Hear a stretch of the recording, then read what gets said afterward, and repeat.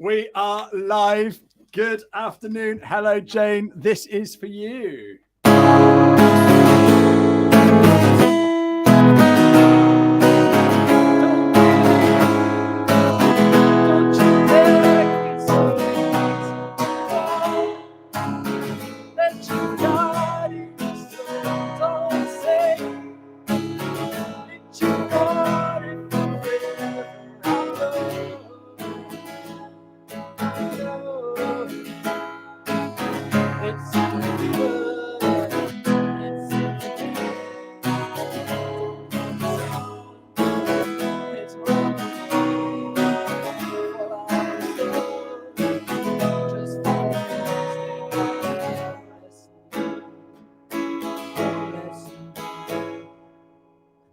All you're getting. Good afternoon, Jane. How are you? I'm very well, thank you. Thanks for that. Love a bit of music. Start off. Do you know, I just love that song. During lockdown, I played a song every single day on my Facebook on my Facebook channel, and I was lost for what songs to learn. And then I found Gary Lightbody, so he's the lead singer from Snow Patrol, and he was doing exactly the same and playing all of his songs, but just him and a guitar. And some of the chords were so easy, I could pick the songs up. So I learned loads of new songs from him. So yeah, a really special song for me. But tell me, why did you choose that song today?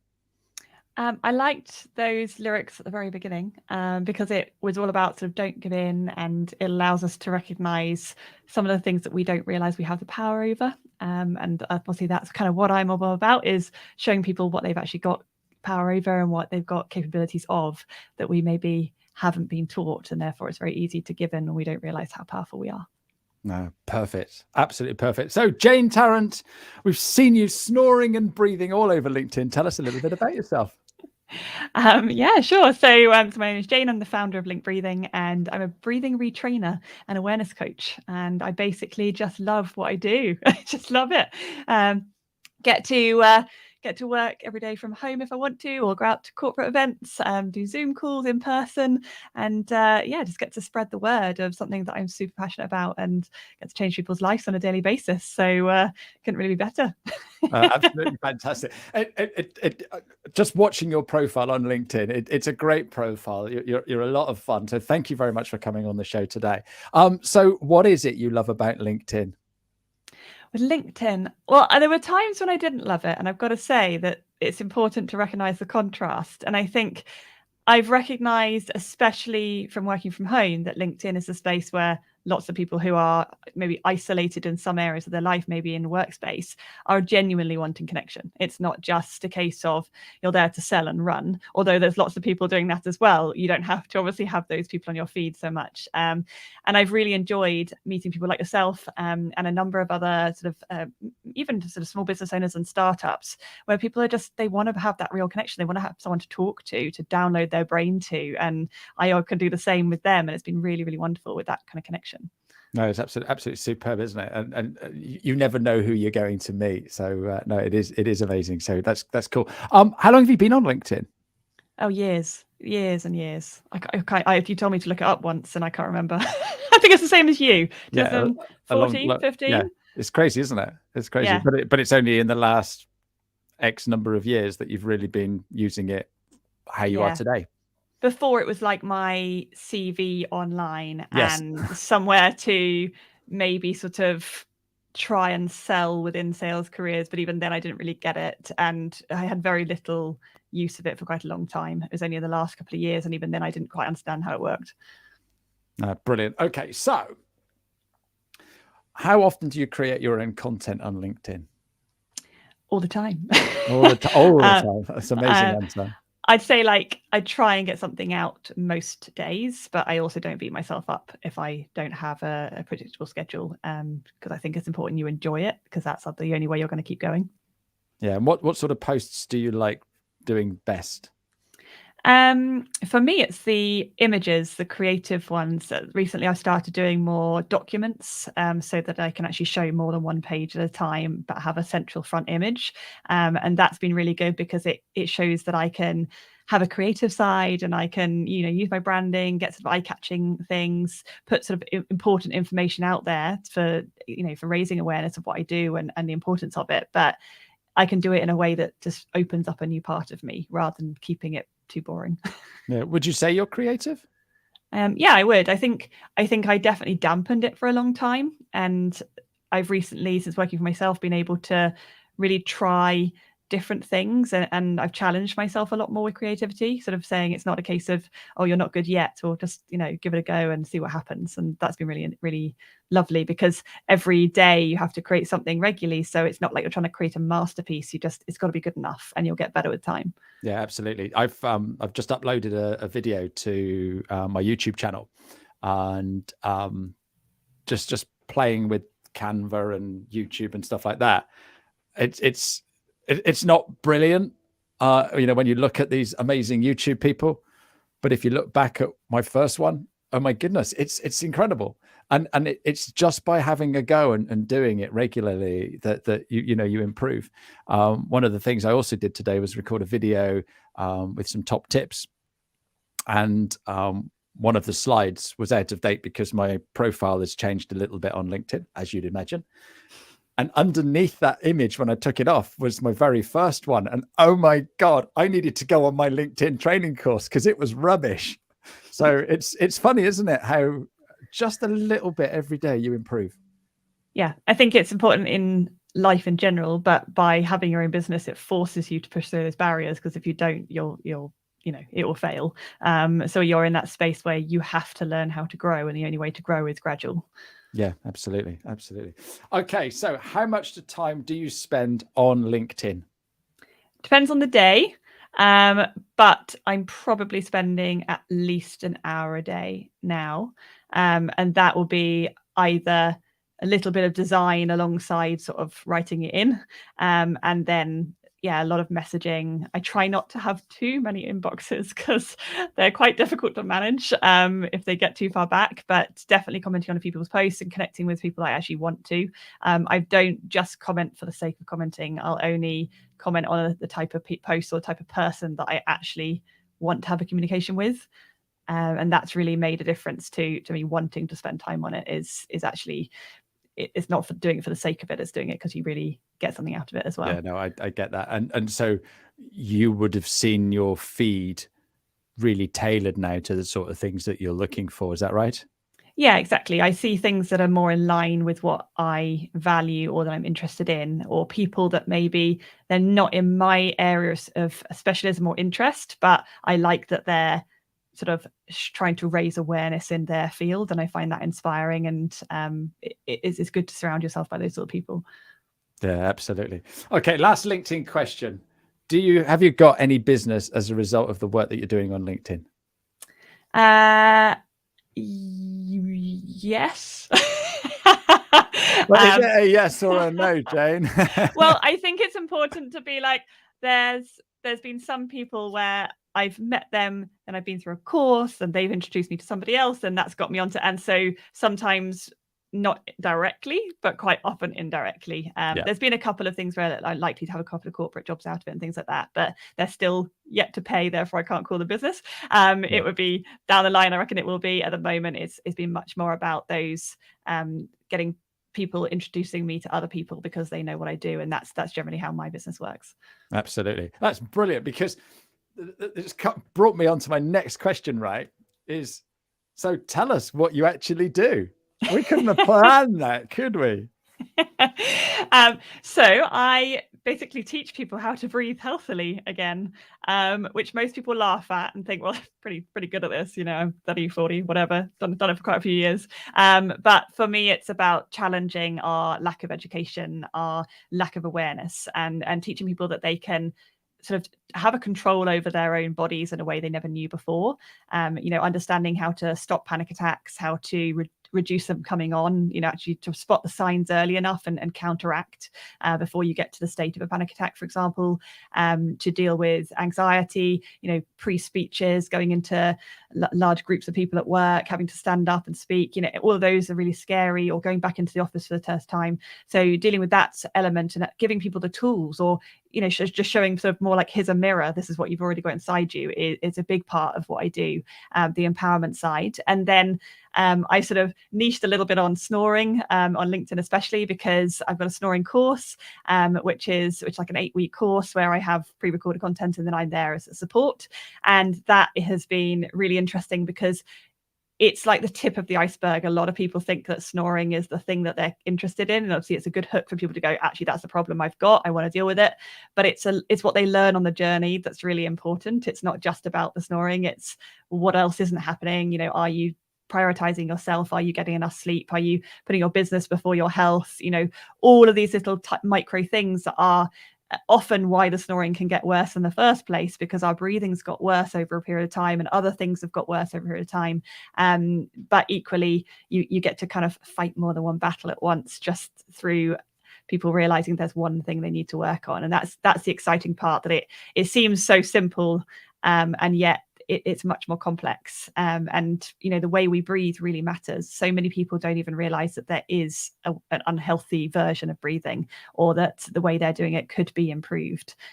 So yeah, that's the exciting part. No, it is hilarious, because I don't know about you, but I actually learned to breathe in the first minute I was born, but obviously incorrectly. And that's the thing, isn't it? And it's all about the education piece, isn't it? Yeah, I mean, when you're a baby, you will have probably been breathing correctly. That's the ironic part, that we start breathing well. We start breathing through our noses, and babies don't breathe well through their mouths. It's through the nose only, and that's why it's so important to keep them sort of not so congested. And babies go from the diaphragm to the top part of their belly, and they'll swell out a little bit. We over time develop. So if it's hot houses that make us more sort of likely to be a mouth breather, whether we don't chew enough, that can affect, whether we're not breathing it's through our nose, and we sort of drop our tongue to the bottom of our mouths, and then our teeth structure can change, and our face structure can change as we're growing up to about age 12. So lots of little things happen over time. If we're sitting there on our Game Boys when we were kids, or whatever it was, crouched over, slouched in sofas, wearing tight clothes, wearing, belts and bra straps, all these sorts of things are affecting how we breathe. So it's not so much about how we didn't learn how to breathe correctly. We were breathing correctly. We had degraded habits over our entire lifetime. Now you get people that can't even move their diaphragm properly. They're completely restricted. They don't know how to breathe through their nose anymore. It feels too small. And these things can be retrained. Wow. So Des has been putting loads of comments in. So she loves the yellow. So I think we're all fans of yellow here. So that's brand color. So apparently you've got a meeting with her. So she absolutely loves this. She didn't realize that we breathe unhealthy until she met Tracy Howes. Do you know Tracy Howes? I do, on Instagram. Yeah, she's another person. I think she does diving as well. She's really into her breathing. It's very, very a lot of overlap, but slightly different specialties and interest levels, which is really good. This is absolutely fascinating. So what I want to know is, how on earth did you get into this? So I was a lifelong mouth breather, and that means that I didn't use my nose. It felt like not enough. And when I was about 7 or 8, I knew that my nose felt too small, but I never thought to really ask anybody. I never thought to ask for help. So come to I'm 33 now, and I was about 30 or 31, and that's when I heard a podcast where I heard that you could retrain your nose, and that was Patrick McEwen, who's well known in the industry.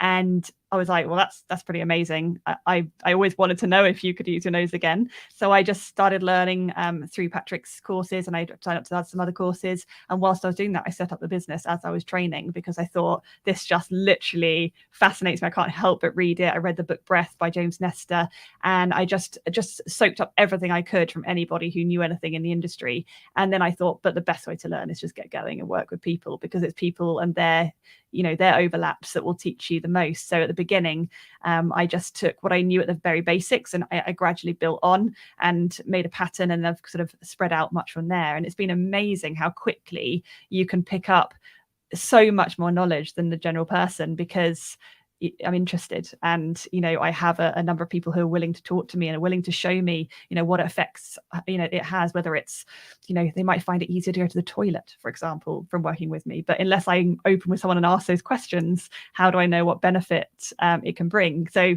having people to talk to makes such a difference, and I'm really in a space of discovering and learning from new areas and looking at health issues that maybe the medical professionals aren't focused on alternative options and are just focused on medicine. I'm talking to people like that, and they're saying, I'd love to try something. And I'm like, don't know if it will work. Let's try it. Everybody could breathe better. It may well help your symptoms, especially if they're stress related, nervous system related. And I've had some really good successes, which I'm going to be working on and then publishing soon. I've got some lovely comments coming through. So Wendy, hello Wendy, how the devil are you? Where are we? Oh, there it is. I used to work with Wendy donkeys years ago, like nearly 30 years ago, Wendy. Oh my goodness, how old are we? The waltz is a fantastic dance to breathe correctly. There you go. Yeah. So who also knew? Very upright in that one, so that's a good one. And Paul, always good for a laugh is Paul. If you ever get a chance to have a chat with Paul, he's always good for a laugh. So there we go. Is there anything that you could show us now? I'm putting you on the spot because it's not in the script. But I'm sure there's a few people watching who are thinking, yeah, I can breathe all right at the moment. So is there anything that you could do quickly now to show us? Yeah, sure. So a couple of things. So the first thing is your tongue position. So if anybody notices where their tongue position is, it could be like in the bottom of your mouth where it's touching the bottom teeth at the back and just sort of lolled around, or it could be slightly lifted, maybe the tongue in the tip, or you could have the whole thing in the roof of the mouth. So I always just say, if you're breathing through your nose, for example, drop your tongue to the bottom, even if it's not normally there, and notice if you've got a restriction in your throat while your tongue is in the bottom. Then lift the tip of your tongue up to the roof, and then lift the whole tongue up to the roof so it's coating the roof, and then try and breathe through your nose and notice if it widens and feels a bit more airflow. Those with much more narrow impacted faces, maybe they have been mouth breathers as a child, they'll find it difficult, especially when they've got the tongue in the bottom, and it will feel much easier with it in the top. Those are very wide faces. They might not notice as much difference, but they usually notice some difference. So that's a little idea of, just through where your tongue is positioned can affect how well you can breathe. And that's a huge part of starting to breathe correctly. And another thing, which is quite fun, is where are you breathing into? So physically, I've got here the upper chest. A lot of people don't realize that we shouldn't be breathing into this upper chest here. There's sort of lifting. And quite a lot of people think you're meant to be bloating right down into the lower belly. It's kind of comes through a lot of yoga and things like that. And although, yes, you can breathe into the upper chest, the diaphragm and the lower belly, you're effectively squidging your guts out, which can also put pressure on the pelvic floor. So instead, it's a case of, can you breathe into what I call the D spot, which is here? And it really pushes out, and you can get a really good amount of movement in here. Whereas if somebody's very structured and limited, they'll really struggle to even get that going. And my favorite one is showing somebody, if you're in sport, for example, and you need to breathe bigger than normal, rather than breathing up here, and these hands can go outwards in a way that most people can't do that. Okay. So, and I was on your workshop the other day and had to leave because I had to do this show. But I've been sat there with my tongue in the right place. You'd be so proud of me. So proud. Yeah. So it's learning. It's just remembering all this stuff as well, isn't it? Chris has just come up with something here. This condition in the environments that end up complicating everything that we do. And one of the biggest things there is eating, because we're just surrounded by fast food and stuff. And then, like you say, the breathing that you wouldn't even think about, but that's great. Question from Paul: should you pamper your nose and look after as much as your other parts of the body? Paul, you're funny. From a pampering point of view, depends what you mean by pamper.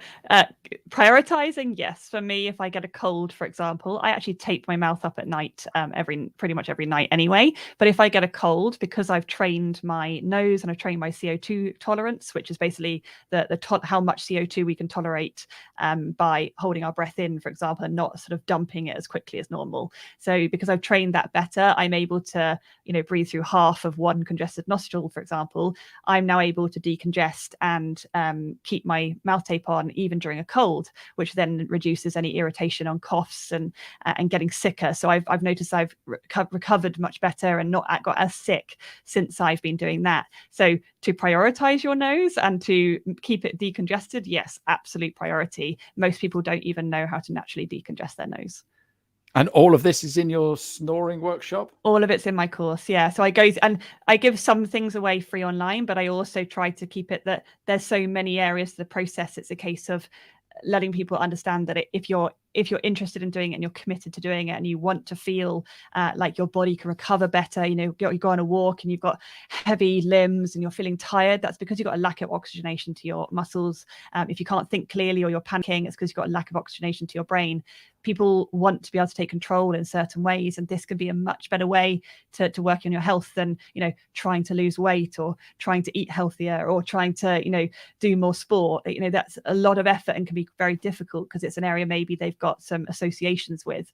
Breathing is just breathing, and whereas there is meditation, all that, I don't actually although there's meditative elements to what I do, I don't focus on meditation being a thing because it's got preconceptions. I go for literally, let's retrain your 20,000 or more breaths a day and build new habits and learn how to become aware of our body so we know what to do in certain situations and we feel more in control. No, amazing. There's loads of questions coming in. Firdousi is saying she would love to learn how to cry healthily. Would that help? Just some blubbing. So when we cry, it's really interesting because we try to sort of slow our breath down as well. We sort of take these huge gulps and these sort of very odd breaths. It's us naturally calibrating ourselves back to normal. And yeah, then we look all, disgusting after we cry, don't we? But when we do cry, it's just crying. There's not much you can do in that situation, but you can calm your breath down and strategically go through after you've been crying. Just bring yourself back to the calmest state as quickly as possible. Leona's come in. She's saying, is there any exercises we can do to keep our noses healthy? The best thing is use it or lose it. If you don't use your nose all day, every day, yeah. Well, it's a case of like, it will feel too small, and the inside of it, where it's meant to be doing its job, can be not doing its job as well. So if you're breathing through your nose, only an hour a day, and most of the time you're mouth breathing, your nose is being bypassed. It's a filter for your lungs. It's to filter your viruses, bacteria, particles. It's allergens, for example. Anybody with hay fever right now, if you're not using your nose, you're going to be struggling a lot more than if you were. And if you don't use your nose, you can't use your nose in different times. For example, go for a walk up the stairs. Suddenly switch to your mouth? If you do, it's because you're not used to use your nose, and your CO2 tolerance is not good enough as well. So as soon as you build up a bit more CO2 in your muscles, suddenly you're like, and you need to breathe through your mouth. And these are little simple wins. You can change that within a matter of weeks and suddenly be walking upstairs totally happy through your nose. For most people, there are some people who have blockages and things that we obviously need to be aware of, but most people, even if it feels a little bit too small, but you can breathe through it for at least a minute, you'll be able to breathe through it for life. I'm guessing half of this is it's all about awareness, isn't it? We breathe every day, we just take it for granted, but we never stop and think about what we're doing. And just having you sat there opposite me looking at me is like, mouth shut. and I don't know, thinking, am I a mouth breather? I'm not sure. So it is absolutely being aware of it. Matthew's come up with a question. Just as you were describing that, I noticed with my mouth closed, my tongue usually rests on the roof of my mouth. Very interesting. So there you go. Yeah. And if you don't have your tongue in the roof of your mouth, and there's a specific position, what I call the N spot, which should be the tip. So when you say N, it goes to the tip of the mouth where you go N. It's just behind the teeth. So not touching the teeth, but behind. When that's in position, then that's like a ski boot. Your toe goes in, then you clip your heel in and you lift the tongue up into the roof. A lot of people find that really difficult. They're like, and you can sort of suction it up, but especially if you're a snorer, for example, that's a key one. Like, your tongue is down in your throat, so lifting it up into your mouth properly can help create that space. But some people are naturally still breathing well, especially from a tongue point of view and a nose point of view, since childhood, because they haven't been as affected by whatever it is other people have, restricted clothing, bad posture, whatever. And others will find that they maybe could breathe better during sport and their diaphragm isn't as good. But that's the only thing they really need to change. But some people, it is a case of just slowing it down, getting control and really understanding that they can use it through stress. So you'll get a whole spectrum of people from one end to the other. And my course covers the whole lot because everybody needs to go through the basics to know that they've got it.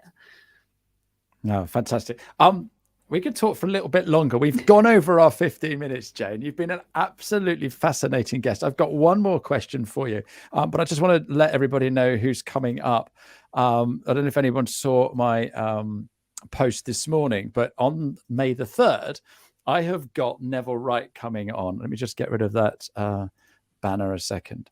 I've got Neville Wright coming on to talk to me. So this is a guy that wrote a book all about his business that he started with 37p and then sold it for 70 million.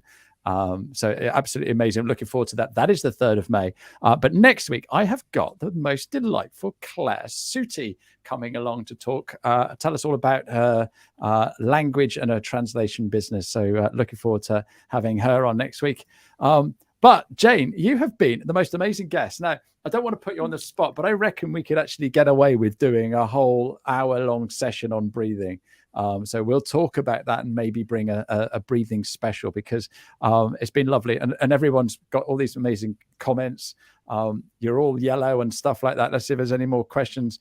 So Leona always breathes through her nose, so that's good news. So finally, I just trying to think, where is that question? Yeah. What tip would you give your 16-year-old self, Jane? Oh, that's a really good one. I never prepare for these questions because I always think it's important to go on the spot. My 16-year-old self, I would say